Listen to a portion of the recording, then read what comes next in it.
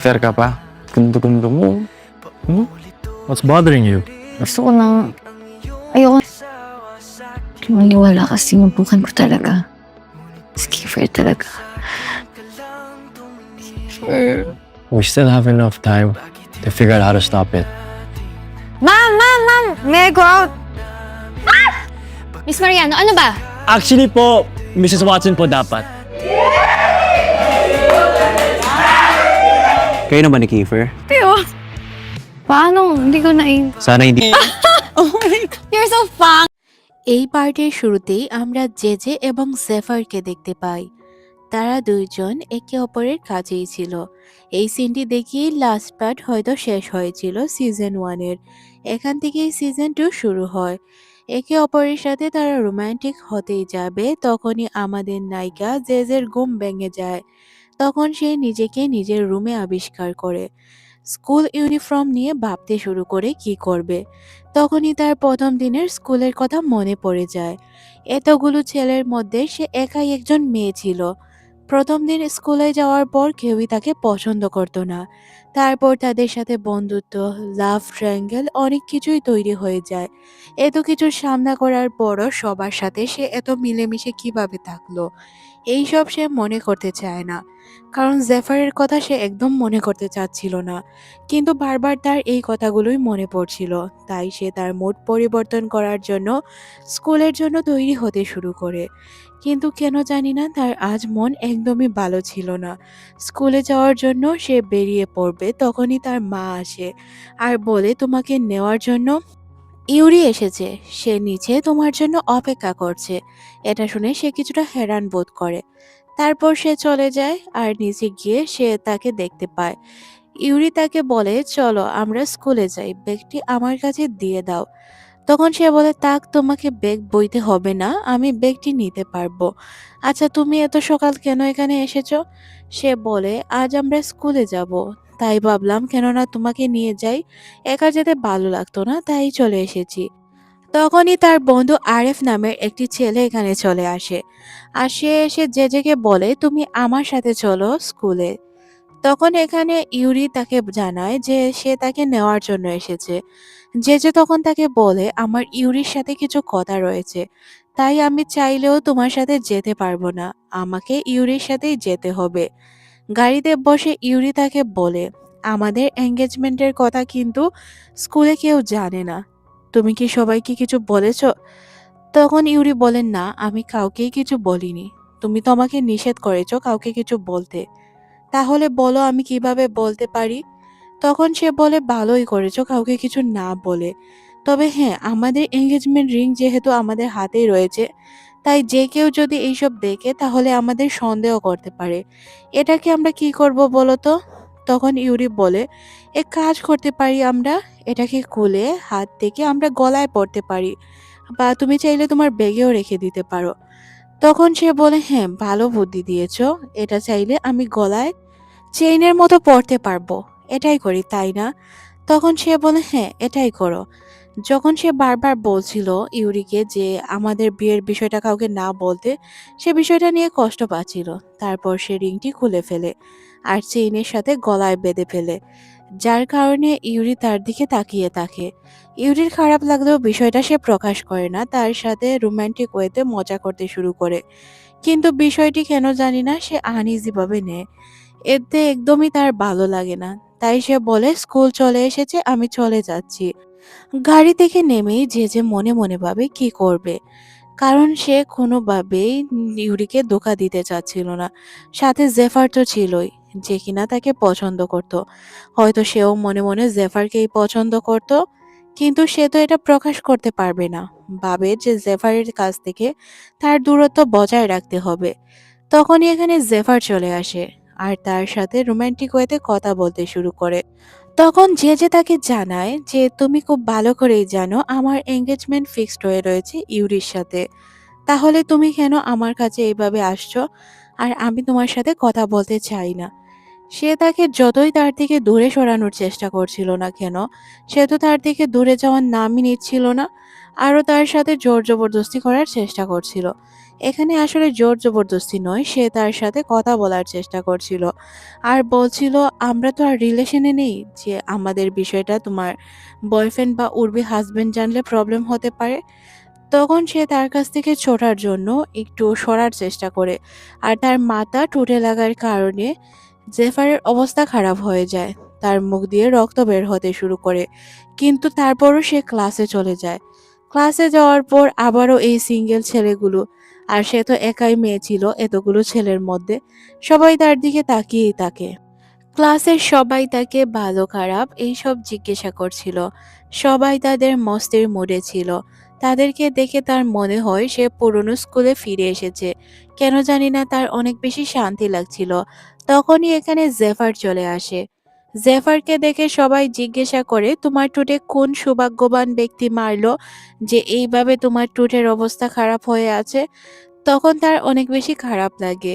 আসলে সে অনেকটা লজ্জা পেয়ে যায় আর মনে মনে ভাবে কি করবে। সে যখন তার কাছে বসে তখনই দেখানো হয় যে ইউরি এসে তার কাছে বসেছে। একদিকে ছিল জেফার আর একদিকে ছিল ইউরি। ক্লাসের অবস্থা খুবই খারাপ ছিল। একে অপরের সাথে তারা কাগজ দিয়ে ছোড়াছুড়ি করছিল। যখন তার নজর পড়ে জেফার আর ইউরির দিকে তখন সে বুঝতে পারে যে তাদের মধ্যে হয়তো কিছু চলছে। আসলে এখন আর আগের মতো কিছুই নেই। অনেক কিছুই পরিবর্তন হয়েছে, যেটা আমি বুঝতে পারছি না। কখন যে বুঝতে পারবো এটাও জানি না। ক্লাসে টিচার চলে আসে আর তাদেরকে বলতে শুরু করে কিছুদিন পর তাদের একটি এক্সাম রয়েছে। বোর্ড এক্সামের আগে এই এক্সামটি হয়ে থাকে। এক্সামের কথা শুনে তার অবস্থা খুবই খারাপ হয়ে যায়। তখন সে ইউরিকে বলে কি রে আরো এক্সাম দিতে হবে? তখন সে বলে হ্যাঁ তুমি চিন্তা করো না, আমি তো আছি, সবকিছু ম্যানেজ করে নিব। কিন্তু তার কেন জানি না চিন্তা একটুও কম ছিল না। সে বলছিল কিভাবে সবকিছু ম্যানেজ করবে। আর পরীক্ষায় যদি আমি ফেল করি তাহলে কি আমি গ্রাজুয়েশন কমপ্লিট করতে পারবো না? তখন সে বলে না তুমি ফেল করবে না। এদিকে এইসব দেখে জেফার অনেক জেলাস ফিল করছিল। ক্লাস শেষে সে ক্যান্টিনে খাবার খাওয়ার জন্য আসে। যখন সে টেবিলে খাবার নিয়ে বসে তার কাছে জেফার চলে আসে। জেফার তার কাছে এসে বসে আর বলে কেন খাবার ভালো লাগছে না, আমি তোমার জন্য অন্য কিছু অর্ডার করে দেই? সে বলে না থাক লাগবে না, তুমি আমার থেকে দূরত্ব বজায় রাখো। জেফার বলে তোমার কি আমাদের ওই হ্যাপি নিউ ইয়ারের নাইটের কথা মনে আছে? যদি মনে না থাকে তাহলে মনে করিয়ে দেই। এটা শুনে তার অনেক খারাপ লাগে, সে চিন্তিত হয়ে পড়ে। তখনই তার কাছে ইউরি এসে বসে আর জিজ্ঞাসা করে সবকিছু ঠিক আছে তো? সে বলে হ্যাঁ ঠিক আছে। ক্যাফার তার কানে কানে বলে তুমি শুধু আমার, এটা তুমি কখনোই ভুলতে পারবে না, মনে রেখো, মাথায় রেখো। জেজের অনেক খারাপ লাগে, বলে যে বন্ধ করো তোমাদের ডায়লগ বাজি, আমি এখান থেকে চলে যাব, কোনো ছেলে আমার পিছে আসতে পারবে না। এই কথা বলে সে ছাদে চলে যায়। ছাদে গিয়ে সে মনে মনে ভাবে যাক, এখন তো শান্তিতে খাবারটা খেতে পারবো। খাবারটা যদি খেতে পারি তাহলে তো একটু শান্তিতে থাকতে পারবো।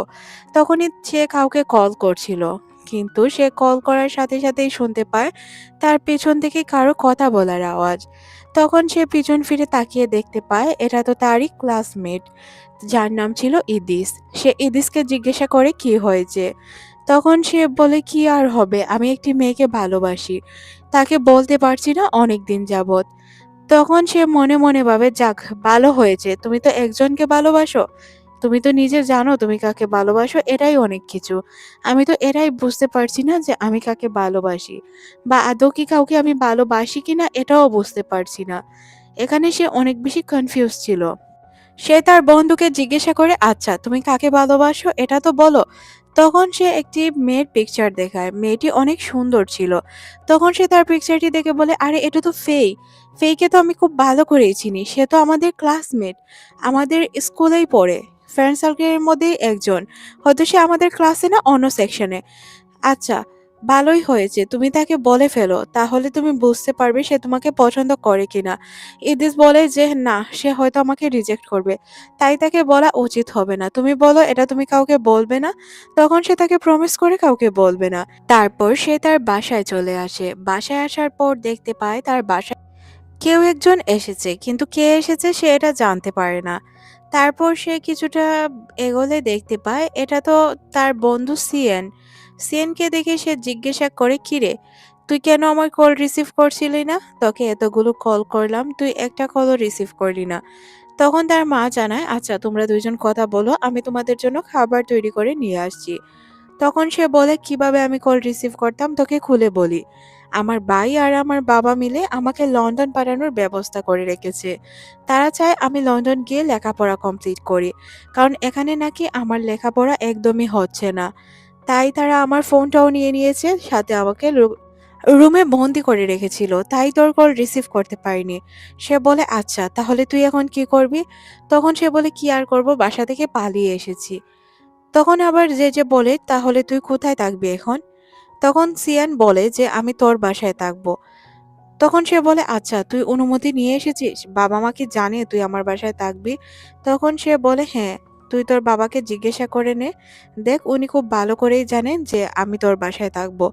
তখন তার বাবা আসলে তার বাবাকে জিজ্ঞাসা করা হয়। তখন সে বলে, হ্যাঁ, সে আমাদের বাসায় থাকবে আমাদের সাথে। তখন সে জিজ্ঞাসা করে, আচ্ছা তুই তো আমাদের বাসায় থাকবি, তবে কোন রুমে থাকবি? তখন সিয়ান বলে, আর কোন রুমে থাকবো? তোর রুমে থাকবো। এটা শুনে সে অনেক বেশি রেগে যায়, বলে, না তুই আমার রুমে থাকতে পারবি না, কারণ আমি আমার রুম কারোর সাথে শেয়ার করতে পারবো না। তখন সে তার রুমের দিকে দৌড়াতে শুরু করে। সকাল হয়, আমরা জেজেকে দেখতে পাই, যে কিনা বিছানায় শুয়েছিল। তখনই বাথরুম সিঙ্গারের গান শুরু হয়ে যায়। তার মাথা ধরতে শুরু করে গানের শব্দে। সে সিয়ানকে বারবার বলছিল এইভাবে গান না গাওয়ার জন্য। তারপর সে তার ফোন হাতে নিয়ে মেসেজ চেক করতে শুরু করে। তার ফিয়ন্সে তাকে গুড মর্নিং এসএমএস করেছিল। সাথে জেফারও বাকি ছিল না। সে তাকে জানায় যে, মহারানী, তোমার কি ওঠার সময় হয়নি? বিছানা থেকে উঠে পড়ো, সময় হয়েছে স্কুলে আসার জন্য, স্কুলে চলে আসো। তারপর আমরা দেখতে পাই সে শুয়েই ছিল। কিছুক্ষণ পর সে স্কুলের জন্য তৈরি হয়ে নিজের নাস্তার জন্য চলে যায়। নাস্তার টেবিলে আসার সাথে সাথেই আরএস এখান থেকে উঠে চলে যায়। সে বুঝতে পারে না আরএস কেন চলে গেল। এদিকে সিয়েনও তার সাথে ভালোভাবে কথা বলছিল না। সিয়েনকে জিজ্ঞাসা করে কি হয়েছে, কিন্তু সিয়েন কোনো উত্তরই দেয় না। স্কুলে যাওয়ার পর সিয়েনকে বলে, কি হয়েছে তুই আমাকে বলবি? তখন সে বলে, তুই নাকি আমাদের ছেড়ে চলে যাচ্ছিস। তখন সে বলে, কে বলেছে এই কথাটি? তখন সে জানায় যে আরএস নাকি বলেছে যে যে সেকশন ই ছেড়ে চলে যাচ্ছে। তখনই এখানে জেফারও চলে আসে আর জিজ্ঞাসা করে, সত্যিই কি এমনটা হচ্ছে? তুমি আমাদের ছেড়ে চলে যাচ্ছ? এখন পর্যন্ত বলনি কেন? সবাই তার ক্লাসমেটরা চলে আসে আর জিজ্ঞাসা করে, সত্যিই কি তুমি চলে যাচ্ছ? আমাদের ছেড়ে প্লিজ চলে যেও না। তখন সে বলে, কে বলেছে আমি তোমাদের ছেড়ে চলে যাচ্ছি, এটা আগে বলো। তখন সে বলে, আরএস বলেছে তুমি নাকি চলে যাচ্ছ। এটা শোনার পর জেফার চলে যায় আরএসকে মারার জন্য। আর এদিকে আমরা সিএনকে দেখতে পাই, যে কিনা তার পা ধরে বসে থাকে আর বলে, প্লিজ তুমি আমাদের ছেড়ে চলে যেও না। তখনও এখানে ইউরি চলে আসে আর সে ইউরিকে পাঠায় যাতে সে তাকে আটকায়, যাতে আরএসকে না মারে। এদিকে সে তাদেরকে বলে যে, তোমরা আমার পা ছাড়ো, আমি এখান থেকে কোথাও যাচ্ছি না। চলো আমরা গিয়ে দেখি আরএস এর কি অবস্থা, কারণ আরএসকে তো জেফার মেরেই ফেলবে। বাইক সিন চলে আসে ক্লাসরুমে। আপনাদের কি মনে হয় সে যে রাগ নিয়ে এসেছে সে কি আরএসকে মারবে না? অবশ্যই মারবে। আমরা জেফারকে দেখতে পাই, যে কিনা আরএস এর সাথে ফাইট শুরু করে দিয়েছিল। তাদের মধ্যে তুমুল ফাইট হচ্ছিল। একে অপরকে মারাতে তো তারা একদমই ছাড়ছিল না, সাথে তাদের সেকশনেও মারামারি শুরু হয়ে যায়। একে অপরকে খুব বাজেভাবে মারে। ইউরি এসে তো ঝাঁপিয়ে পড়ে আরএস এর উপর। তখনই এখানে জেজে চলে আসে আর তাদের ফাইট থামানোর অনেক চেষ্টা করে। তখন আরএস বলে, তুমি বলে দাও যে তুমি সেকশন ই ছেড়ে চলে আসছো, তাহলেই আমরা তোমাকে ছেড়ে দিব। জেফার তখন বলে, এটা কখনোই সম্ভব নয়। বলো, তুমি সত্যটা আমাদেরকে বলে দাও, তাহলেই আমরা বুঝতে পারবো। তখন যে সবার উদ্দেশ্যে সরি বলে। সরি শুনে এখানে অপোজিট পক্ষের সবাই খুশি হয়ে যায়, সাথে আরএসও খুশি হয়। সে ভাবে হয়তো সে বলবে আমি সেকশন ই ছেড়ে চলে আসছি, কিন্তু সে বলে, সরি, আমি কখনোই সেকশন ই ছাড়তে পারবো না। এটা শুনে আরএস বলে, যাক, তোমার লাস্ট সুযোগটিও মিস হয়ে গেল, তুমি আর তোমার বাবাকে দেখতে পারবে না। এটা শোনার পর সে বলে যে বাবাকে দেখতে পারবে কি না পারবে এটা তুমি কিভাবে বলতে পারো? তুমি কি তাকে ব্ল্যাকমেল করছিলে? তুমি ভুলে যেও না আমি হচ্ছি জেফার। আমি সবকিছু করতে পারি। আর সে এসে তখন তাকে বলে, তোমার চিন্তার কোনো কারণ নেই। তোমার বাবার সাথে দেখা করতে আমি তোমাকে সাহায্য করব যে কোনো বিনিময়ে। তুমি চিন্তা ছেড়ে বসে থাকো। এদিকে আমাদের ছাদে জেফারকে দেখানো হয় যে কিনা চুপচাপ বসেছিল। তখন যে ইউরির সাথে দেখা করতে চলে আসে। আসলে সে তার জন্য আইস প্যাক নিয়ে এসেছিল। যেহেতু সে অনেক ব্যথা পেয়েছে, তাই তার ওই ক্ষতস্থানে আইস প্যাক লাগানোর প্রয়োজন ছিল। তখন সে বলে সে নিজে আইস প্যাক লাগাতে পারছে না, যাতে যে তাকে লাগিয়ে দেয়। জেফারকে যখন যে আইস প্যাক লাগিয়ে দিচ্ছিল, তখন সে বলে, অনেক বেশি ব্যথা পাচ্ছি যে তুমি আসতে দিলেও তো পারো। তখন সে বলে, আসলে আমি আসতে কোনো কাজ করতে পারি না। যদি তোমার ভালো লাগে বলো, আর না হলে আমি চলে যাচ্ছি। তখন সে বলে যে না থাক, আমি দিচ্ছি তোমাকে। এখানে তারা দুষ্টুমিতে মেতে ওঠে। তখনই আমরা দেখতে পাই হুট করে জেফার বলে ওঠে, চিন্তা করো না, আমি সব সময় তোমার পাশে থেকে তোমাকে সাহায্য করব। আমি তোমাকে অনেক বেশি ভালোবাসি যে যখন এই কথাটি শুনতে পায় তখন সে অবাক হয়ে যায় আর এখান থেকে চলে যেতে চায়, কারণ সে এইসব মেনে নিতে পারছিল না। তখন সে তাকে বলে, প্লিজ আমাকে ছেড়ে চলে যেও না, আমি সারা জীবন তোমার সঙ্গ দিতে চাই, আমি তোমাকে অনেক বেশি ভালোবাসি। তখন তার নিউ ইয়ারের রাতের কথা মনে পড়ে যায়। জেফার তাকে তখনও এই রোমান্টিক ভাবেই বলেছিল সে তাকে অনেক বেশি ভালোবাসে। তখনই এখানে ইউরি চলে এসেছিল আর বলেছিল যে আমি সবকিছু দেখেছি, কিন্তু আমি গিভ আপ করব না। আমি তোমাকে যে কোনো মূল্যে পেয়ে ছাড়বো যে। তখনই জেজের ঘুম ভেঙে যায় আর সে বলে, এতটা বাস্তবমুখী একটা স্বপ্ন দেখলাম, এটা কি সত্য নাকি মিথ্যা কিছুই বুঝতে পারছি না। আমার সাথে কি ঘটতে চলেছে? আমি কি সত্যি এইসব থেকে মুক্তি পাবো নাকি কখনোই পাবো না? আমি তো এইসব নিয়ে চিন্তাও করিনি। আর তাছাড়াও এখন কয়টা বাজে? সিএন কোথায় গেল? তাকে তো দেখছি না। তখন সে একটি চিরকুট দেখতে পায়। চিরকুটে সিএন লিখেছিল, তোমাকে ওঠানো অনেক মুশকিল, তাই আমি স্কুলে চলে গেলাম, তুমি তৈরি হয়ে পরে চলে এসো। তখন সে বুঝতে পারে যে তার অনেক দেরি হয়েছে। সাথে তার সাইকেলটিও ছিল না, তাই সে হেঁটে হেঁটে স্কুলের উদ্দেশ্যে রওনা হয়। তখন তার অনেক বেশি রাগ হচ্ছিল। একে তো তার কাছে সাইকেল নেই, আর উপর থেকে সে অনেক বেশি দেরি করে ফেলেছে। সিএন তার সাইকেল নিয়ে চলে যাচ্ছে। তখন তার পেছন থেকে কেউ একটি হাত দেয় আর হাতটি দেখে সে ভয় পেয়ে যায়। তখন সে দেখতে পায় এটা তো অন্য কেউ না, তার বন্ধু। তখন সে বলে, সাথে সাথে জেফারকে কল করো, তোমাকে কেউ মারার জন্য তাড়া করছে। তখন আমরা দুইটি ছেলেকে বাহিরে আসতে দেখি আর তারা বারবার বলছিল এটাই জেফারের গার্লফ্রেন্ড, একে মারো। তখন তারা পানি দিয়ে তাকে ভিজিয়ে দেয়। তখন তার বন্ধু তার সামনে আসে আর তাকে সেভ করার অনেক চেষ্টা করে। যে তখন বারবার বলছিল যে সে জেফারের গার্লফ্রেন্ড নয়, কিন্তু ছেলেগুলো এটা মানতে নারাজ। সে বলে, তুমি বলবে আর আমরা বিশ্বাস করব? এটা কখনোই হয় না, আমরা খুব ভালো করেই জানি তুমি জেফারের গার্লফ্রেন্ড। তার বন্ধু যখন তাকে প্রোটেক্ট করার চেষ্টা করে তখন তারা তাকে বলে, এখান থেকে চলে যাও ছেলে, তুমি চাইলেও কিছু করতে পারবে না। তাদের সাথে তুমুল ঝগড়া শুরু হয়ে যায় এই দুই ছেলের। এখানে জেজি ছেলেদেরকে মারার চেষ্টা করে। গুন্ডাদের তারা ধাক্কা দিয়ে ফেলে দেয়। সিনটি কাট হয়ে স্কুলে চলে যায়। এখানে সবাই তার জন্য অপেক্ষা করছিল। যে না আসায় জেফার তাকে বলে যে কি, তুমি কি কোনো খোঁজ নেওনি? তখন সে বলে যে আমি খোঁজ নিয়েছিলাম। আর ওই দিন আমরা দেখতে পাই তাদের মধ্যে এই বিষয় নিয়েই কথা হচ্ছিল। তখন জেফার বলেছিল, যেদিন আমাকে যে বলবে যে আমাকে ভুলে যাও বা আমার রাস্তা থেকে চলে যাও, তখনই আমি তার রাস্তা থেকে যাব। তোমার কথায় আমি কখনোই রাস্তা থেকে সরে যাব না। তখন আমরা দেখতে পাই একটি ছেলে আসে আর বলে যে লোকেশন হসপিটালে দেখাচ্ছে। এটা দেখে সবাই অনেক বেশি চমকে যায় আর হসপিটালে চলে যায়। ক্লাসের কেউ বাকি থাকে না যে হসপিটালে যায় না। সবাই গিয়ে জেজেকে খুঁজতে শুরু করে। জেফারের অবস্থা খুবই খারাপ হয়ে যায়। একটি রুমে তারা মনে করে হয়তো জেজে রয়েছে, কিন্তু গিয়ে দেখতে পায় এখানে তো জেজে নেই, তাদের ক্লাসমেট রয়েছে যে কিনা জেজেকে সেভ করার জন্য এসেছিল। তখন সে তাদেরকে জানায় যে তাদের সাথে কি হয়েছে আর বলে যে আমার কাছেই ছিল, কিন্তু কিছুক্ষণ আগে সে বাহিরে চলে গিয়েছে। কোথায় গিয়েছে এটা আমি জানি না। তখন তাদের পেছে অন্য একটি ছেলে চলে আসে যার নাম ছিল ডেভিড। ডেভিডই মূলত পরবর্তীতে তাদেরকে সেভ করেছিল। জেফার এসে তাকে জিজ্ঞাসা করে, আচ্ছা জেজে কোথায়? তখন সে বলে, জেজে কোথায় আমি জানি না, সে বাহিরে আছে। তখন আমরা দেখতে পাই লোকটি কারোর সাথে কথা বলছিল। ছেলেটি তাকে জানায় তাদের প্ল্যান কিভাবে সাকসেসফুল করতে হবে। এখানে আমরা বুঝতে পারি এই ছেলেটি হয়তো কোনো কিছু প্ল্যান করছিল, যেটা হয়তো কেউ জানে না। হয়তো তার কোনো উদ্দেশ্য রয়েছে, উদ্দেশ্য সিদ্ধির জন্য এখানে এসেছে। এদিকে আমরা জেজেকে দেখতে পাই, যে কিনা চুপচাপ ছিল। সে একটি জায়গায় বসে কান্না করছিল, অনেক ভয় পেয়েছিল মেয়েটা। তখনই তার কাছে জেফার চলে আসে। জেফারকে দেখে সে কান্নায় ভেঙে পড়ে। জেফার তাকে বলে, চিন্তার কোনো কারণ নেই, গুন্ডাদের আমি দেখে নিব। সে তাকে আগলে রাখে আর কান্না করতে নিষেধ করে, বলে তুমি বোকা মেয়ের মতো কেন কান্না করছো, ওই গুন্ডাদের আমি দেখে নিব, তোমাকে কান্না করতে হবে না। এদিকে আমাদের অতীতের একটি সিন দেখানো হয়, তাদের মধ্যে সেম সিন ঘটেছিল। তখন সে তাকে বলে, আমার অনেক ভয় করছে, আমার ভয় করছে ওই গুন্ডারা আমাদেরকে শেষ না করে দেয়।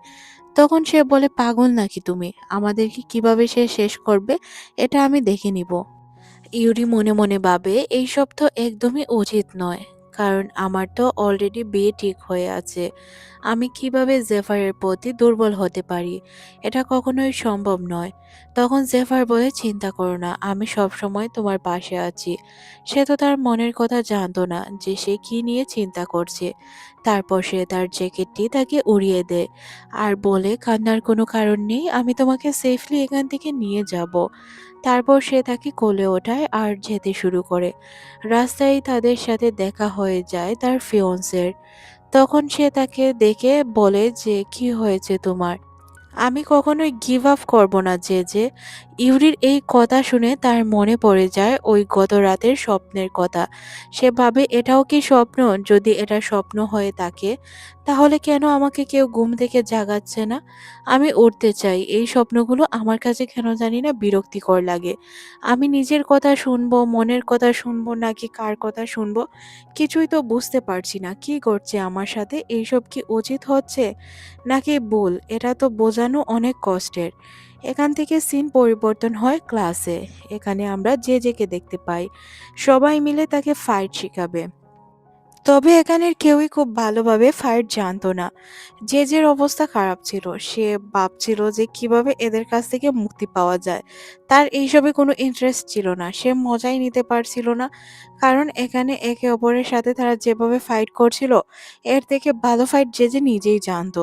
তাই তার একদমই ভালো লাগছিল না, সবার ফাইটই সে দেখছিল। কিন্তু এক পর্যায়ে তার সিএনের একটি ক্যারাটে ফাইট ভালো লাগে। তাই সে সিয়ানকে বলে, এটা কি আমাকে শিখিয়ে দিবি? তখন সে বলে, অবশ্যই শিখিয়ে দিব। তাকে এত উৎসাহিত দেখে জেফারও এখানে চলে আসে। জেফারও এখানে ফাইট করতে চায়, কিন্তু এখানে জেফারের পালা ছিল না, ছিল তার ফিয়ন্সের পালা। তার ফিয়ন্সে অনেক ভালোভাবেই ফাইট করছিল। জেজের ফিয়ন্সেও খুব ভালো ফাইট জানতো। তবে ইউরির একটি প্রবলেম ছিল। প্রবলেমটি অন্য কেউ না, জেফার। জেফারকে সে পছন্দ করতো না। জেফার আর জেজের মধ্যে ফাইট শুরু হয়ে যায়। এখানে জেজে ঠিকঠাকভাবে ফাইটের কিছুই বুঝতো না। সে তাকে যখনই ঘুষি মারতে যাবে, কিন্তু সে তো উল্টো তার উপর প্রভাব করে বসে, যার কারণে সে তাকে চাইলেও মারতে পারে না। সে শুধু মনে মনেই ভাবছিল তাকে মেরে ফেলবে, কিন্তু সে একটি কিকও তার উপর দিতে পারে না। উল্টো আমরা দেখতে পাই সে তাড়াতে আটকে যায়, আর এমনভাবে আটকে যায় যে সে চাইলেও নিজেকে ছাড়াতে পারবে না। তখন সে বলে তাকে ছাড়ার জন্য। তখন এখানে জেফার বলে, আচ্ছা আমি তো তোমাকে ছেড়েই দিব, আমি কি তোমাকে ধরে রাখবো? কিন্তু কথা হচ্ছে তুমি এইভাবে সারা জীবন আমার পাশে থেকো, আমি তোমাকে প্রোটেক্ট করে যাব। ইউরি এইসব দেখে উঠে পড়ে আর তাদেরকে সরানোর চেষ্টা করে। ইউরি তাদের ফাইট দেখে অনেক বেশি জেলাস ফিল করতে থাকে, কিন্তু সে এখানে চাইলেও কিছু বলতে পারতো না, যেহেতু সবাই ক্লাসমেট ছিল। আর এখানে জেজের মনেই থাকতো না যে ইউরি তার ফিয়ন্সে। তার কিভাবে মনে থাকবে, কারণ সে তো এই বিয়েতে রাজি ছিল না। কিভাবে কি হয়ে গেল সে কিছুই বুঝতে পারছিল না। আর এটা কি ফিয়ন্সে বলুন তো, যে কিনা সবকিছু মুখে মুখে সহ্য করছে। এদিকে আমরা দেখতে পাই ক্লাসে টিচার চলে এসেছে। তারা তাদের মতো করে মজা করছিল। তাদের এই এনজয়মেন্ট দেখে তার অনেক বেশি খারাপ লাগে, কিন্তু সে এখানে চাইলেও কিছু বলতে পারে না। আপনারা তো বুঝতেই পারছেন সে কেন কিছু বলতো না জেজেকে, কারণ সে জানতো জেজে এই বিয়েতে রাজি ছিল না। হুট করে সে একটি ছেলেকে বকাঝকা করতে শুরু করে। আসলে বকাঝকা বলতে আমি বলে রাখি, সে উল্টাপাল্টা নামে ডাকছিল ছেলেটিকে। তখন ছেলে তার অরিজিনাল নাম বলে সে তাকে আবারও বলে, আমি তোমাকে এই নামেই ডাকবো, কি করবে করো। তখন আমরা এখানে জেফারকে দেখতে পাই, যে কিনা জেজেকে এসে বলে, তুমি একটু বেশি বাড়াবাড়ি করছো না? এইসব বাদ দিয়ে বাচ্চাদের মতো ঝগড়া না করে পড়ালেখায় মন দাও, যেটা তোমার করা উচিত ওইটা করো। তখন সে অনেক বেশি রেগে যায় জেফারের উপর আর বলে, তোমার কি মনে হয় আমি তোমার কথায় উঠবোস করব? তখনই সে তার কাছে এসে রোমান্টিক ওয়েতে কথা বলতে শুরু করে। এটা দেখে আবার তার ফিয়ন্সে অনেক বেশি জেলাস ফিল করে। এটা তো ভাই একটা নর্মাল বিষয় ছিল, সে তো জেলাস ফিল করবেই। তখন আবার তাদের ক্লাসে টিচার চলে আসে। টিচার এসে তাদের ক্লাস নিতে শুরু করে, কিন্তু ক্লাসের মধ্যে তার হুট করে মনে পড়ে যায় জেফার যে তার কাছে এসেছিল। এটা দেখে হয়তো ইউরির মন অনেক বেশি খারাপ হয়েছে, তাই সে ইউরির সাথে কথা বলার চেষ্টা করে। ইউরিকে সে মেসেজ দিয়ে কথা বলে, তখন চিরকুটে সে লেখে, ক্লাসে মনোযোগ দাও, আমার দিকে মনোযোগ না দিয়ে। এটা দেখে সে অনেক বেশি রেগে যায় আর তার উপর রাগ দেখাতে শুরু করে। তখন টিচার তাকে ক্লাস থেকে বের হয়ে যাওয়ার কথা বলে। জেজেকে টিচার ক্লাস থেকে বের করে দিলে তার সাথে সবাই বেরিয়ে যেতে চায়, কিন্তু জেজে একাই একটি রুমে চলে যায়, কারণ তার এখানে বোরিং ফিল হচ্ছিল। সে গিটার নিয়ে গিটার বাজানোর চেষ্টা করে। তখনই এখানে তার ফিয়ন্সে চলে আসে আর বলে, দেখো, আমি জানি যে তুমি হয়তো মনে করছো আমি তোমার উপর রেগে আছি, কিন্তু বিশ্বাস করো আমি তোমার উপর এক বিন্দু রেগে নেই। তবে আমার রাগ না থাকলেও অনেক বেশি জেলাস ফিল রয়েছে। আমি খুব ভালো করেই জানি তুমি এঙ্গেজমেন্টে রাজি ছিলে না, আর হুট করে সবকিছু হয়ে গিয়েছে, কিন্তু আমিও তো রাজি ছিলাম না, তাই না? কিন্তু একটি কথা বলে রাখি, আমি তোমাকে অনেক বেশি ভালোবাসি। আমি গিভ আপ করব না। তোমাকে খুশি রাখার জন্য যা যা করার প্রয়োজন আমি সব করতে রাজি আছি, কিন্তু আমার অনেক বেশি কষ্ট হয় যখন তুমি জেফারের সাথে থাকো। আমি চাই না তুমি জেফারের সাথে মেলামেশা করো, এটা আমার একদমই ভালো লাগে না। যে তার প্রত্যেকটি কথাই বুঝতে পারে, কিন্তু সে কি করবে কিছুই বুঝতে পারছিল না। ইউরির কথাগুলো শুনে তার অনেক বেশি খারাপ লাগে, তাই সে ইউরিকে বারবার সান্ত্বনা দেওয়ার চেষ্টা করছিল। ইউরিকে সে বলে সে তাকে কখনোই ধোঁকা দিবে না। আসলে তার তো তার ফিলিংস সম্পর্কেই ধারণা ছিল না। কিভাবে ধারণা থাকবে বলুন? কারণ সে তো নিজেও বুঝতে পারছিল না কি করবে। হুট করে সবকিছু হয়ে গেল। সে যখন এখান থেকে চলে যায়, কিছুক্ষণ পরই এখানে জেফার চলে আসে। আর জেফার ইউরির উপর অনেক বেশি রেগেছিল। তাকে চিৎকার করে বলেছিল, এই মেয়ে, আমি তোমাকে বলিনি তুমি শুধু আমার? তাহলে তুমি কেন ওই ছেলের সাথে মিশতে গেলে? তোমার তার সাথে কি সম্পর্ক? এটা আমাকে বলো। আমি তোমাকে বারবার বলছি ওর থেকে দূরত্ব বজায় রাখতে। তুমি কেন ইউরির সাথে কথা বলতে গেলে? তখন সে বলে, আমার মুখটি ছাড়ো প্লিজ। তখন সে বলে, না, আমি তোমার মুখ ছাড়বো না। তুমি আমাকে আগে উত্তর দাও, কেন তুমি তার সাথে কথা বললে? আজকের পর থেকে আমি যাতে তোমাকে তার সাথে কখনোই কথা বলতে না দেখি। আমার কথা যেন তোমার মাথায় থাকে। কখনোই ওই ছেলের সাথে আর কথা বলতে পারবে না। এই পার্টের শুরুতে আমরা জেজেকে তার ক্লাসরুমে বসে থাকতে দেখি। গত পর্বের শেষের দিকে আমরা দেখেছিলাম যে তাদের মধ্যে কি পরিমাণে মারামারি হয়েছিল। এই বিষয়গুলো নিয়েই সে চিন্তা করছিল। একবার সে ইউরির দিকে তাকায় আর একবার কেইফারের দিকে তাকায়। ভাবছিল যে তার কি করা উচিত। তখন টিচার তাকে জিজ্ঞাসা করে কি হয়েছে তার। সে এইভাবে বসে আছে কেন? তখন টিচার তাকে প্রশ্ন করলে সে প্রশ্নের উত্তর দিতে পারে না। কেইফার তখন তাকে বলে যে কি হয়েছে তোমার? প্রশ্নের উত্তর কেন দিতে পারলে না? ক্লাসে কেন মনোযোগী ছিলে না? তারপর টিচার ক্লাস থেকে চলে যায়। আর ইউরি তার কাছে আসে আর তাকে বলে, কি হয়েছে? তোমাকে দেখে মনে হচ্ছে যে তুমি একদমই মনোযোগী নয়। সে তখন বলে, আচ্ছা আমি আসছি। যে বাসায় ফেরার পর সিয়েন তাকে আবদার করে যে তার জন্য কিছু স্ন্যাক্স নিয়ে আসতে। তখন সে তাকে জানায় যে আমি এখন বাহির থেকে এসেছি, এখন আমি পারবো না। তোর যা ভালো মনে হয় তুই গিয়ে খেয়ে নে। তখন সে বলে, প্লিজ, তুই আমার বড় বোন না? তুই আমার জন্য আনতে পারবি না? তখন সে বলে, দেখ, 17 বছর বয়স পর্যন্ত তুই সবকিছু একা সামলাচ্ছিস, তাহলে এখন কেন নিজের জন্য খাবার আনতে পারবি না? তখন সে বলে যে, না, আমার আসলে ভালো লাগছে না। তুই এক কাজ কর, আমাকে খাবার এনে দে, আমি তোকে টাকাও দিয়ে দিব। কিন্তু সে তাকে খাবার এনে দিতে চায় না। তখন সিয়ান বলে, আচ্ছা তুই যখন খাবার এনেই দিবি না তাহলে আমি এখান থেকে চলে যাচ্ছি, আর তোর কাছে থাকবো না। এই কথা বলে সে তার কাপড় গোছাতে শুরু করে। শেষ পর্যন্ত যে বাধ্য হয়ে বলে, আচ্ছা এখন আমাকে ব্ল্যাকমেল করতে হবে না, আমি যাচ্ছি তোর জন্য খাবার আনতে। তারপর তাদের দুই ভাই বোনের মধ্যে দুষ্টু মিষ্টির ঝগড়া শুরু হয়ে যায়। সিয়েন ইউরিকে বলে, তোর কাছ থেকে কিভাবে সবকিছু হাসিল করতে হয় এটা আমি খুব ভালো করেই জানি। যে তখন বলে, যা, তোর জন্য আর আমি আনবো না। তখন সে তাকে বলে, প্লিজ এনে দে না, এনে দিলে কি আর হবে। তখন আমরা দেখতে পাই একই সাথে তার ফোনে ইউরি এবং কেইফার দুইজনই টেক্সট করে। কেইফার থেকে জিজ্ঞাসা করে, তুমি কি এই প্রোগ্রামে যেতে চাও? ইউরি জিজ্ঞাসা করে, কাল তোমার কি প্ল্যান রয়েছে? তখন সবকিছু তার মাথার উপর দিয়ে যায়, মনে মনে ভাবে কার মাথায় যে সে কি ভাঙবে, কারণ এই দুই ছেলের মধ্যে সে সবসময় কনফিউজ থাকতো। তারপর সে একটি রেস্টুরেন্টে চলে আসে তার ভাইয়ের জন্য কিছু খাবার নিতে। এখন সে মেনু কার্ড দেখছিল বসে বসে, কি খাবার নিবে কিছুই বুঝতে পারে না। সে যখন মেনু কার্ড চুজ করছিল তখন তার বন্ধু পিছন থেকে এসে তাকে ভয় দেখায়। ছেলেটির নাম ছিল ডেভিড। ডেভিড তার সামনে এসে বসে আর জিজ্ঞাসা করে, কি করছিলে? এতক্ষণ সময় লাগছিল খাবার চুজ করতে, আর এত মনোযোগ দিয়ে কেন খাবার চুজ করছিলে? তখন সে তাকে জানায় যে এমনিতেই। সিএন তখন তাকে টেক্সট করে জিজ্ঞাসা করে, আমার খাবার কোথায়? সে বলে, আসছে রাস্তায়। তারপর আমরা দেখতে পাই সে তার খাবার নিয়ে চলে আসে। যে ডেভিডকে ধন্যবাদ জানায়। ডেভিড বলে, তুমি কি এই খাবার খাওয়ার জন্য বাসা থেকে এসেছো? এটা তো তোমার জন্য সিএনও নিয়ে যেতে পারতো। তখন সে বলে, সিএন আমার জন্য খাবার নিয়ে যাবে? যেই তো আমাকে উল্টো পাঠিয়েছে খাবার নেওয়ার জন্য। তখন সে বলে, ও আচ্ছা। এদিকে কেইফার থেকে জিজ্ঞাসা করে সে কোথায় আছে। এটা দেখে সে নিজের মনে মনে বলতে শুরু করে, মোটামুটি একটু জোরেই বলছিল, তোমাকে কেন বলতে যাবো যে আমি কোথায় আছি, কি করছি? এইসব কি বলা প্রয়োজন? তখন ডেভিড তাকে বলে যে, আচ্ছা তোমার কি তার সাথে রিলেশন রয়েছে? তখন সে এই কথা শুনে তার মুখ থেকে আইসক্রিম তার উপরে পড়ে যায়। তারপর সে ডেভিডের গালে পড়া আইসক্রিমগুলো ক্লিন করে দেয়। তখন ডেভিডের নজর পড়ে যায় তার গলায় থাকা চেইনের উপর। সে তার চেইন নিয়ে জিজ্ঞাসাবাদ করে, আর তখন তার মনে পড়ে যায় এই চেইনটি হয়তো সেই তাকে দিয়েছিল। তবে এখানে যে যার মনেই ছিল না এই নেকলেসটি তাকে কে দিয়েছিল। সে কোনোভাবেই যেন মনে করতে পারছিল না। তখন সে তাকে বলে, আচ্ছা তোমার কি মনে আছে কে দিয়েছে? ডেভিড কিছুটা হিং দিলে সে বুঝতে পারে এটা তাকে ফার্সি দিয়েছে। তখন সে তাকে জানায় যে, ফার্সির সাথে কি তোমার কন্ট্যাক্ট রয়েছে? কারণ অনেকদিন যাবৎ ফার্সির সাথে আমার কোনো কথা হয় না। সে এই ফাঁকে তার একটি পিকচার উঠিয়ে নেয়। তারপর সে সাথে সাথে এটা ফার্সিকে পাঠায়। ফার্সি তখন তাকে জানায় রিংটি যাতে সে এখান থেকে খুলে ফেলে, না হয় কিন্তু তার অবস্থা সে খারাপ করে দিবে।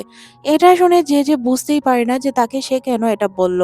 সকালবেলায় যখন তার ঘুম ভাঙে তখন সিএন তার পিকচার ওঠাতে শুরু করে। সে তাকে বলে কি হয়েছে, কেন সে তার পিকচার ওঠাচ্ছে। তখন সিএন বলে, তোর চোখ ভূতের মতো হয়ে যাচ্ছে, অনেক বড় বড়। তখন সে বলে, আচ্ছা চল আমাদের কিছু জিনিসপত্র কিনতে হবে।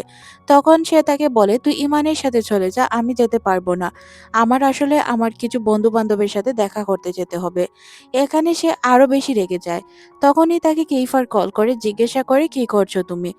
যে তার কোনো রেসপন্স করে না। তখন কেইফার বলে, আমি কাল থেকে তোমাকে নাকাদার টেক্সট করে যাচ্ছি, কেন তুমি কোনো রেসপন্স করছো না? তখন সে তাকে জানায় সে নাকি বিজি ছিল আর সে এখন ইমানের সাথে শপিং করতে যাবে। তারপর কেইফার কলটি কেটে দেয়। এদিকে সিয়ানকে দেখানো হয়, সে তাকে বলে, তুই চলে যা ইমানের সাথে, আমার যখন সময় হবে তোকে গিয়ে রিসিভ করে নিব। তারপর সে নিচে নেমে আসে। নিচে নেমে আসার পর সে দেখতে পায় তাকে নিয়ে দুইটি ছেলে হাসাহাসি করছিল। সে এইসব ইগনোর করে। তখনই এখানে ইমান চলে আসে তার সাথে শপিং করতে যাওয়ার জন্য। দুইজন মিলে তারা একটি গ্রোসারি শপে যায় আর শপিং করতে শুরু করে। এখানে যে প্রয়োজনীয় জিনিসগুলো সে কিনতে শুরু করে। যে আসলে কিছুটা চিন্তিত ছিল, যার কারণে সে বারবার শুধু কেইফারকে আর ইউরিকেই তার নজরে দেখছিল। মানে যেদিকেই তাকাচ্ছিল হয় সে ইউরিকে দেখছিল, না হয় কেইফারকে। এটার পেছনেও কারণ রয়েছে, কারণ সে এই সম্পর্কেই বেশি চিন্তা করছিল। তখনই তার সামনে সে কেইফারকে দেখতে পায়। প্রথমে তো সে কল্পনা মনে করে, তারপর সে বুঝতে পারে কেইফার বাস্তবেই এখানে রয়েছে। যে জিজ্ঞাসা করে, তুমি এখানে কি করছো? তখন সে তাকে জানায় যে, আমি তোমার সাথে দেখা করতে এসেছি, কারণ তুমি আমার কোনো টেক্সটের রেসপন্স করছিলে না। তাছাড়াও কোনো উত্তর কেন দিচ্ছিলে না এটা আগে বলো। তখন সে বলে যে, আমি একটু বিজি ছিলাম তাই তোমার কোনো টেক্সটের উত্তর দিতে পারিনি। তখন সে তাকে বলে, চলো আমরা একসাথে শপিং করি। কেইফার তার হাতে হাত ধরে শপিং মলের দিকে ঘুরতে শুরু করে, কিন্তু এটা জেজের একদমই ভালো লাগে না। সে এখানে কিছুটা আনইজি ফিল করতে শুরু করে। কেইফার তখন তাকে বলে যে তোমার বাবা সম্পর্কে আমি কিছু তথ্য পেয়েছি, তুমি শপিং শেষ করে বাইরে চলে আসো, তারপর কথা হবে। তারপর আমরা জেজেকে দেখতে পাই, সে তার বন্ধুদের সাথে শপিং করে যখন যাচ্ছিল তখন সে সিয়েন আর তার গার্লফ্রেন্ডকে দেখতে পায়। তারা একসাথে বসে খাবার খাচ্ছিল, তারপর তারা তাদের একটি পিকচার উঠিয়ে নিয়ে যায়। সিন পরিবর্তন হয়, আমরা কেইফারকে দেখতে পাই যে কিনা জেজেকে তার বাসায় নিয়ে আসে। জেজে তার কার কালেকশনগুলো দেখে বলে তোমার প্রত্যেকটি কার অনেক বেশি সুন্দর। তখন কেইফার তাকে বলে আচ্ছা তোমার কি পছন্দ হয়েছে, তুমি কোনটা নিতে চাও?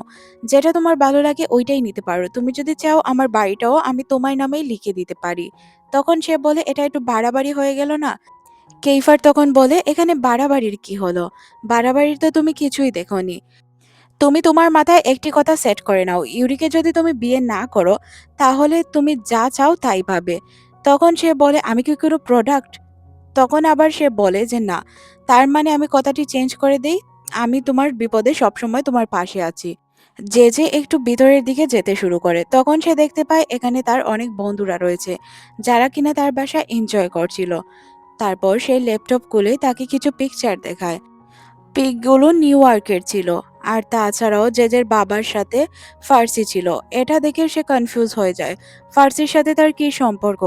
তখন কেইফার তাকে জানায় এই বিষয়গুলো নিয়ে যাতে সে কোনো চিন্তা না করে, সব সময় সে জেজের সাথেই আছে।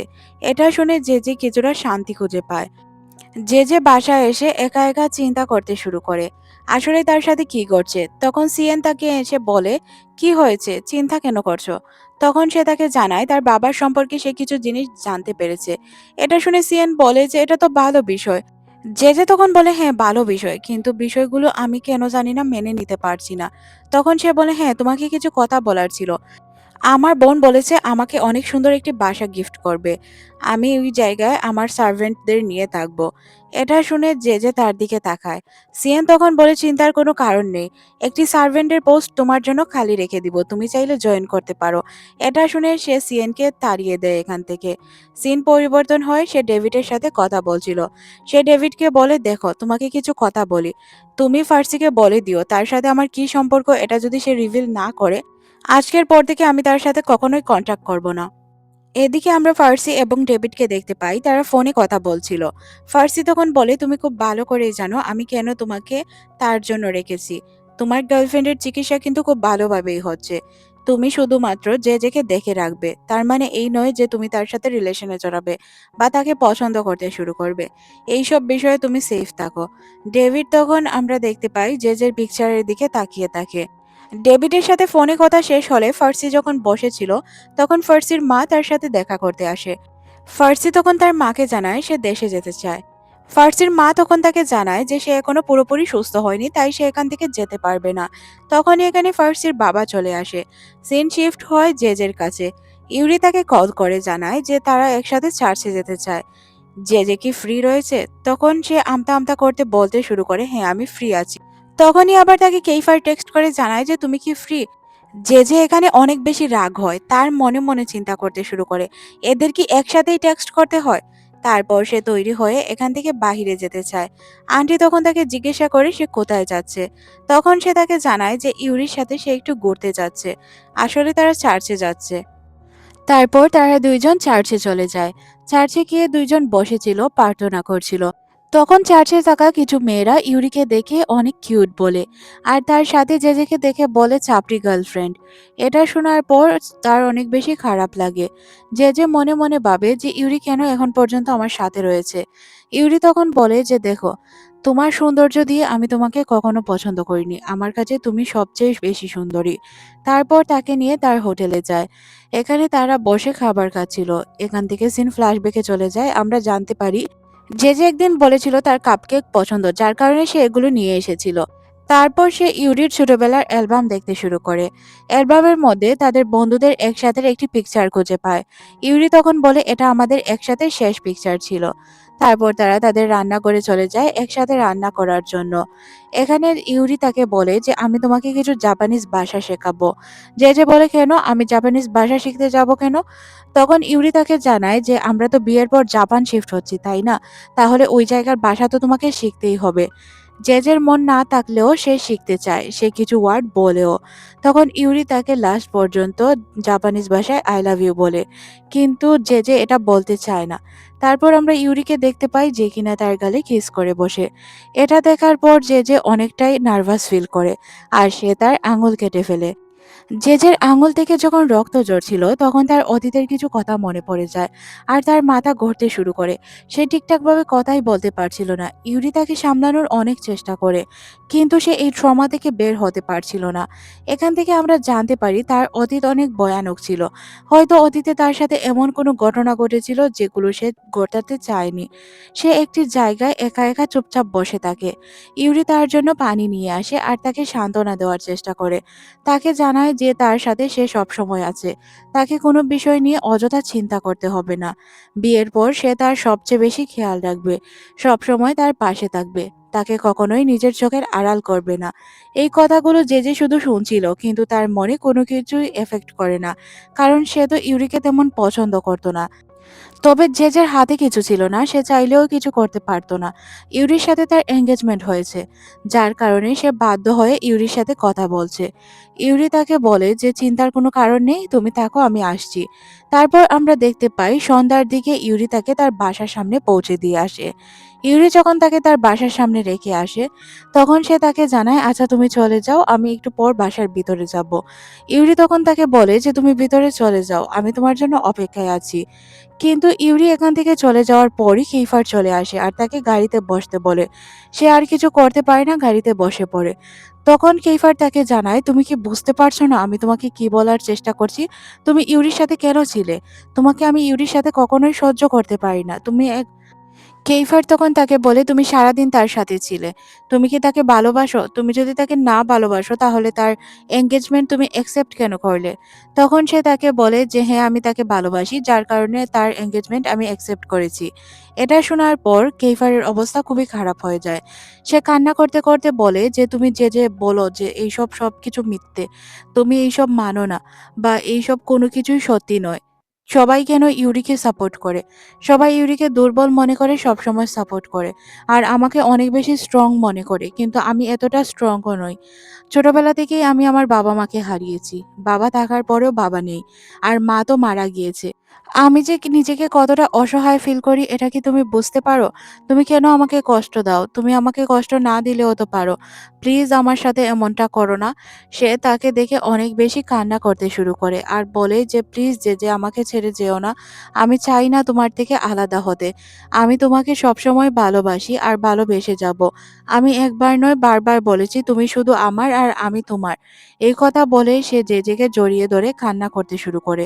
এক পর্যায়ে জেজে তার ফিলিংস কন্ট্রোল না করতে পেরে তাকে বলেই দেয় যে সে ইউরিকে নয় কেফারকেই ভালোবাসে, কিন্তু তার যেহেতু ফ্যামিলি প্রবলেম রয়েছে যার কারণে তার ইউরির সাথে এঙ্গেজমেন্টটি রাখতে বাধ্য হয়েছে। এপিসোড শুরু হয়, আমরা সিএনকে দেখতে পাই যে কিনা নাক ডেকে ঘুমাচ্ছিল। এদিকে আমরা জেজেকে দেখতে পাই যে কিনা কেইফারের সাথে কাটানো ঘটনাগুলো মনে করছিল। তখনই তাকে কেইফার কল করে। সে কেইফারের সাথে কথা বলে। সে তাকে বলে যে বাসায় দেরি করে আসার কারণে তাকে বাসা থেকে অনেক বকাঝকা করা হয়েছে। কেইফার বলে, তুমি যদি বলতে তুমি প্রেগনেন্ট আর আমাকে বিয়ে করতে যাচ্ছ, তাহলে তোমাকে কি বলতো তারা? তখন সে বলে যে উল্টাপাল্টা কথা বন্ধ করো আর ঘুমিয়ে পড়ো। কেইফার তখন তাকে বলে, তোমাকে আমি অনেক ভালোবাসি, আই লাভ ইউ। যে যখন আই লাভ ইউ টু বলে তখনই আমরা দেখতে পাই পিছন থেকে সিএন ঘুম থেকে উঠে যায় আর বলে, কার সাথে কথা বলছিলে? যে বলে, কে বলেছে আমি কারোর সাথে কথা বলছিলাম? আমি তো কারোর সাথে কথা বলছিলাম না। তখন সে তার ফোন নিয়ে টানাটানি করতে শুরু করে। দুইজনের মধ্যেই ঝগড়া বেঁধে যায়। সিএন তখন তাকে বলে যে আমি কাল সকালে কেইফারকে বলে দিব। যে বলে, কেইফারকে বলে দিও, আমার কিছু করার নেই। তখন আমরা দেখতে পাই পিছন থেকে তাদেরকে কেউ একজন আওয়াজ দিয়ে বলে, ঘুমিয়ে পড়ো, নিজেরা ঘুমাবে না সাথে আমাদেরকেও কি ঘুমাতে দিবে না? তারপর তারা চুপচাপ ঘুমিয়ে পড়ে। পরদিন সকালে জেজে আর সিএন স্কুলে চলে আসে। জেজের চোখে ঘুম ছিল। সে সিএনকে বলে, তোর জন্য রাতে আমি ঘুমাতে পারিনি। তখনই এখানে ইউরি চলে আসে। ইউরিকে দেখে তার অনেক বেশি লজ্জা বোধ হতে শুরু করে। সে নিজেকে মনে মনে বলে, আমি ইউরিকে সত্য কথা কিভাবে বলবো? আদৌ কি আমি বলতে পারবো আমি কি সত্যি ইউরিকে ধোঁকা দিচ্ছি? হ্যাঁ, ধোঁকাই তো দিচ্ছি। এটাকে তো এক ধরনের ধোঁকা বলা হয়। ইউরি তার দিকে তাকিয়ে থাকে, কিন্তু যে একবারের জন্য ইউরির দিকে তাকায় না। তার নজর ছিল দরজার দিকে। এটা ইউরি বুঝতে পারে আর বলে সে আজ আসবে না, তার কাজ আছে। তাই দরজার দিকে তাকানো বন্ধ করো। এখানে সে আরো বেশি লজ্জায় পড়ে যায়। কি বলতো? বলার মতো তো কিছুই ছিল না। সে কেন করছে জেজেকে? ইউরি শুনলে তো তার খারাপ লাগবেই, কারণ সে তার ফিয়ন্সে। এখানে সিয়ান জেজেকে নিয়ে মজা নিচ্ছিল।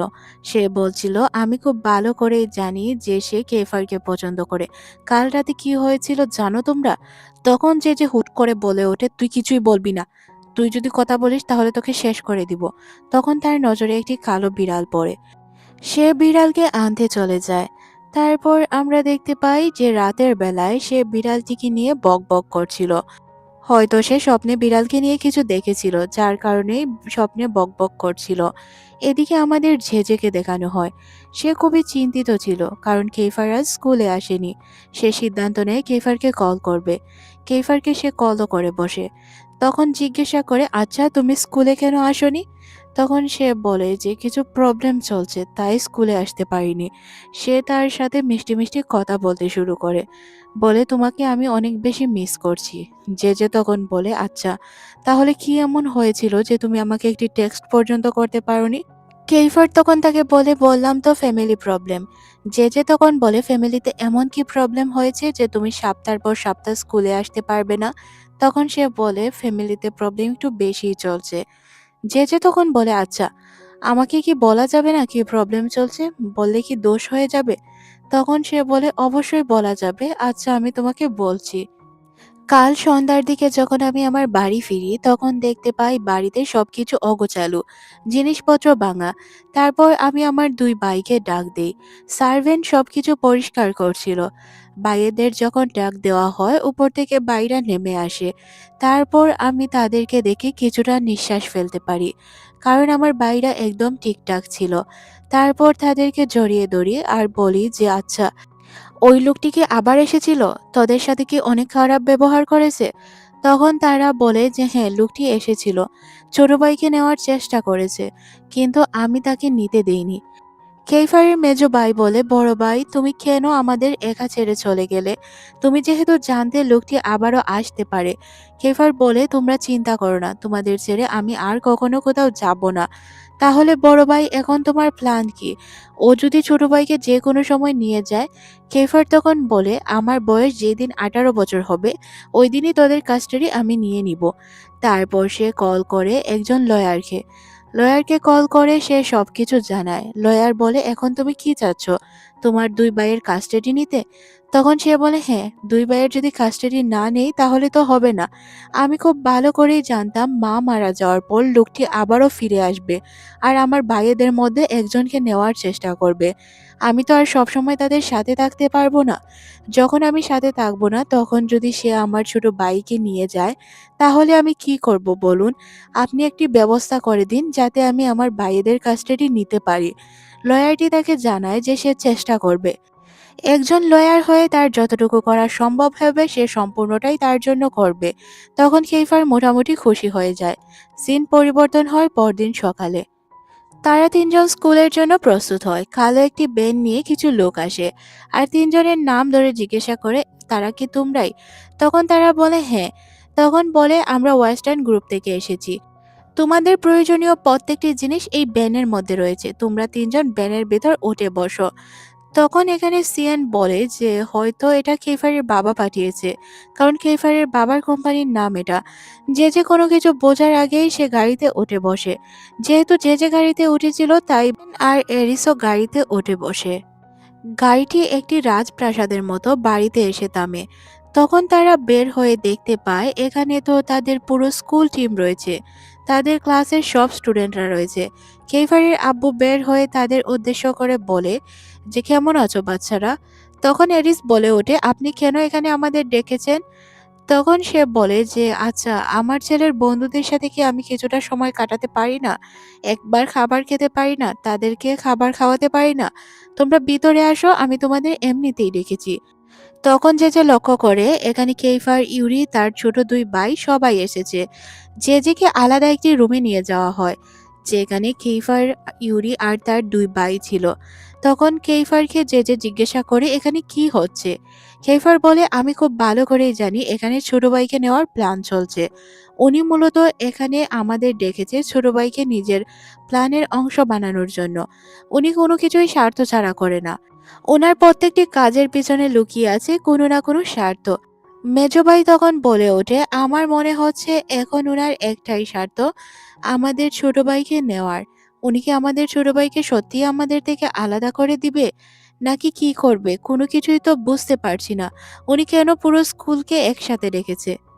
মেজো ভাই বলে আচ্ছা, গতবার তো আব্বু আমাকে কিডন্যাপ করেছিল, তাই না?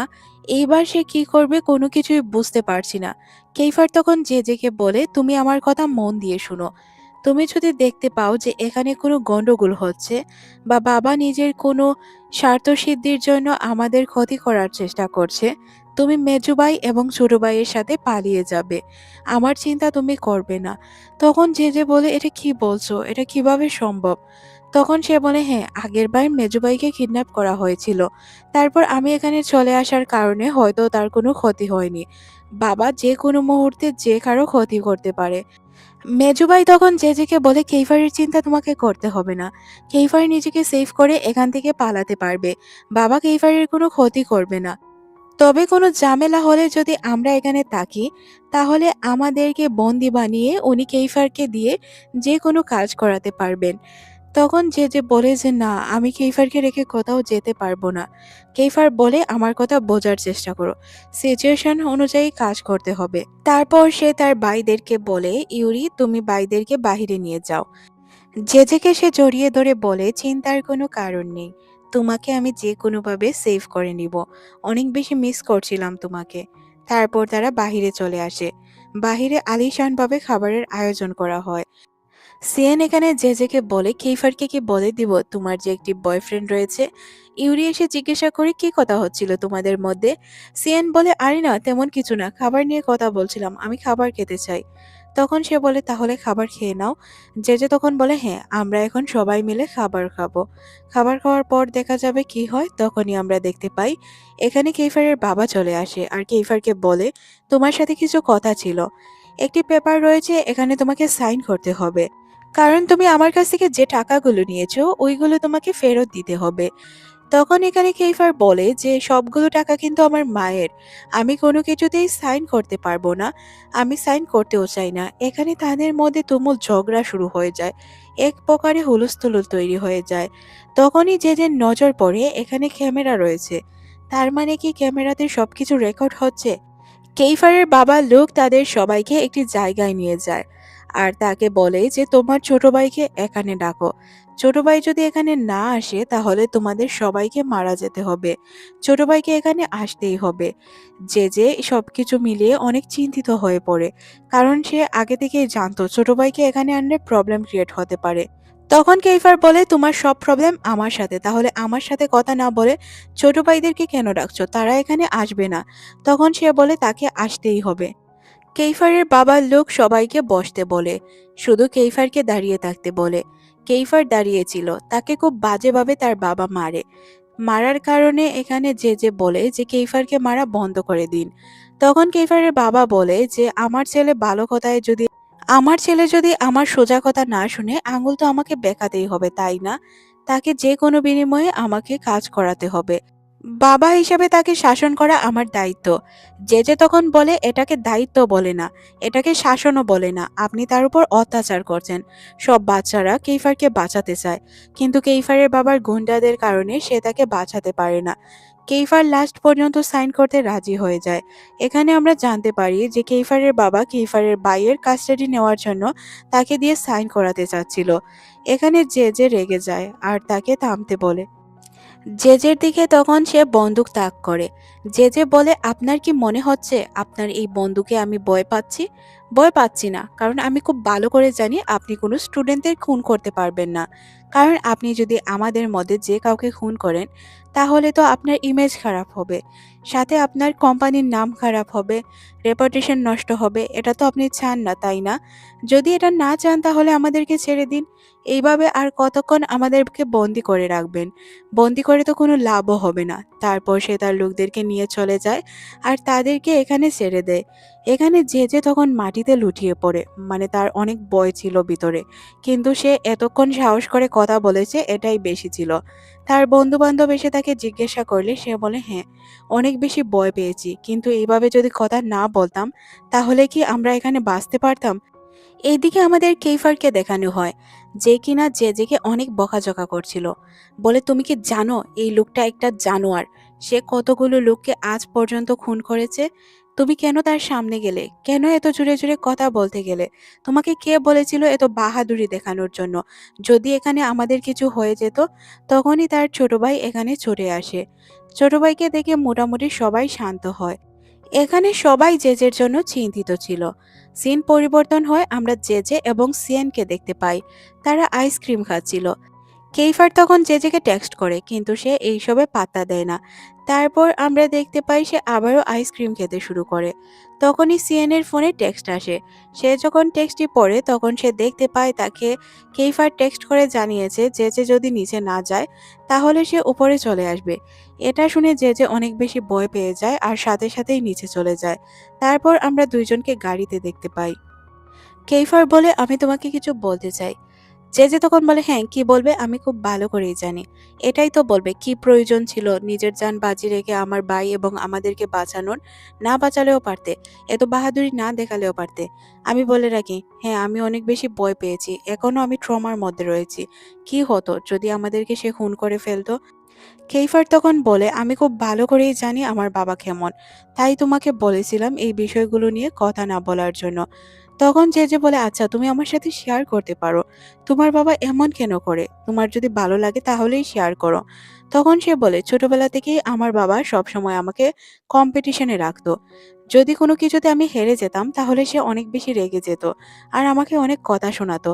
তাই ছোটবেলা থেকে জেতার জন্য আমি ইউরির সাথে প্রায়ই ঝগড়া করতাম, ইউরির সাথে মারপিট পর্যন্ত করতাম। টিচাররা তখন কমপ্লেন দিত বাবার কাছে। যখন বাবা জানতে পারতো আমি বেশি মারতে পেরেছি তখন সে খুশি হতো, আর যখন জানতে পারতো যে আমি কিছু করতে পারিনি তখন সে অনেক নারাজ হতো। ইউরি প্রায়ই আমাকে জিজ্ঞাসা করতো কেন আমি তার সাথে মারামারি করি আর কেনই বা আমি জিততে চাই, কিন্তু তাকে আমি কোনোদিনও কিছু বলতে পারিনি। তারপর আমার পরিচয় হয় অ্যাঞ্জেলোর সাথে। অ্যাঞ্জেলো আমাকে বুঝিয়ে বলে কিভাবে কি করতে হবে আর কেন কারোর সাথে মারপিট করা উচিত নয়, কিভাবে কাকে মারতে হবে, কিভাবে কারোর সাথে মিশতে হবে, মানে সব বিষয়ে সে আমাকে ট্রেনিং দিচ্ছিল। সিন পরিবর্তন হয়, আমরা তাদের বাবা মাকে দেখতে পাই। কেইফার তখন বলে, আমার বাবার জীবনে যদি কোনো ইম্পর্টেন্ট জিনিস দেখে থাকে তাহলে সেটা ছিল টাকা।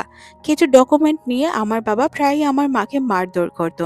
আমার বাবার চেয়ে আমার মায়ের অনেক বেশি টাকা ছিল, আর ওই টাকাগুলোই মূলত আত্মসাৎ করতে চাচ্ছিল আমার বাবা। আমার বাবা শুধু আমার মাকে নয় আমাকেও মারতো। যখন আমি বাহিরে খেলতে যেতাম তখন আমার বন্ধুরা আমাকে জিজ্ঞাসা করতো, তোকে এত বাজেভাবে কে মেরেছে? তোর বাবা? তখন আমি হ্যাঁ বলতাম আর কিছুই বলতে পারতাম না। তারা আমাকে অনেকেই কারণ জিজ্ঞাসা করতো, কিন্তু আমি কি বলতাম? আমার কাছে কোনো কারণই ছিল না। আমার বাবা আর আমার মা আলাদা থাকতে শুরু করে। কিন্তু যখন আমার ছোট ভাই হয় তার ভাইয়ের দিকে তাকিয়ে আমার মা আবারও বাড়িতে ফিরে আসে। তারপর থেকে আমার বাবার অত্যাচার আরো বেড়ে যায়। উনি আমার মাকে আরো বেশি মারতে শুরু করে। একদিন যখন আমি আমার মাকে সেভ করতে চাই তখন আমার বাবা উল্টো আমাকে খুব বাজেভাবে মারে। বাবা যখন আমাকে মারছিল মা এটা সহ্য না করতে পারে সামনে চলে আসে আর তারপর বাবা মাকে খুব বাজেভাবে মারে। এই মারের মধ্যে দিয়েই আমার মা শেষ নিঃশ্বাস ত্যাগ করে। এইভাবেই আমার মা মারা যায়। যদি তখন আমি এই অবস্থানে থাকতাম বা আমি এখন যেভাবে সবকিছু বুঝতে পারি এই পর্যায়ে থাকতাম, হয়তো আজ আমার মা মারা যেত না। আমি তখন ছোট ছিলাম তাই কোনো কিছুই করতে পারিনি। তারপর তার শুরু হয় আমার ভাইকে কিডন্যাপ করার প্ল্যানিং। একবার তো কিডন্যাপ করে নিয়েই গিয়েছিল, কিন্তু কোনো কিছু করতে পারেনি। সে চাচ্ছিল আমার মায়ের সব সম্পত্তি সে নিজে ভোগ করবে। তাই সে মূলত আমার ছোট ভাইকে বারবার কিডন্যাপ করার চেষ্টা করে।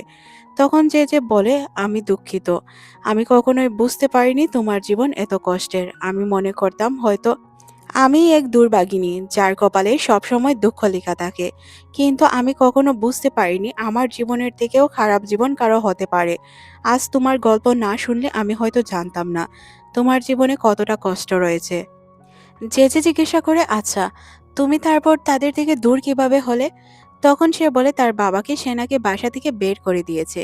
জেজে বলে, তোমার বাবাকে কিভাবে তুমি বাসা থেকে বের করে দিলে? কেইফার বলে, এইসব আনসার আমি দিতে প্রস্তুত নই। আমি তোমাকে যা বলার একবারে বলে দিয়েছি। এখন চলো তোমাকে বাসায় ছেড়ে দিই। জেজে তারপরও তাকে প্রশ্ন করে, কিন্তু সে তার প্রশ্ন ইগনোর করে তাকে বাসার সামনে পর্যন্ত পৌঁছে দিয়ে যায়। জেজে তখন চিন্তায় পড়ে যায় কিভাবে সে বাসায় পৌঁছাবে। অনেক বেশি ভয় পেতে শুরু করে। যাকে সে ভয় পাচ্ছিল সেই তার সামনে চলে আসে। আইরিস তার সামনে ছিল আর জিজ্ঞাসা করছিল, কোথায় ছিলে? আজ নিয়ে আমি তোমাকে 2 বার দেখলাম। তোমার আর কেইফারের মধ্যে কি চলছে? তুমি যদি না বলো তাহলে আমি অ্যাঞ্জেলোকে বলে দিব। তখন সে বলে, আমাদের মধ্যে কি চলছে তা তো আমি নিজেও জানি না, তবে একটা জিনিস জানি, আমি কেইফারকে পছন্দ করি আর কেইফারও আমাকে পছন্দ করে। আইরিস তখন বলে, তুমি এসব কি বলছো? সে তোমাকে ইউজ করছে। তুমি বিষয়গুলো বুঝতেই পারছো না। সে তোমাকে কি বলেছে? এটাই বলেছে, তাই না? I love you. আমি তোমাকে অনেক বেশি ভালোবাসি। সারা জীবন তোমার সঙ্গ দিতে চাই। তোমার সাথে সারা জীবন থাকতে চাই। তোমাকে সারা জীবন আগলে রাখতে চাই। আসলে তাকে যা যা বলা হয়েছিল সবকিছু আইরিস একদম হুবহু বলতে পারছিল। এটা দেখে জেজের অনেক খারাপ লাগে।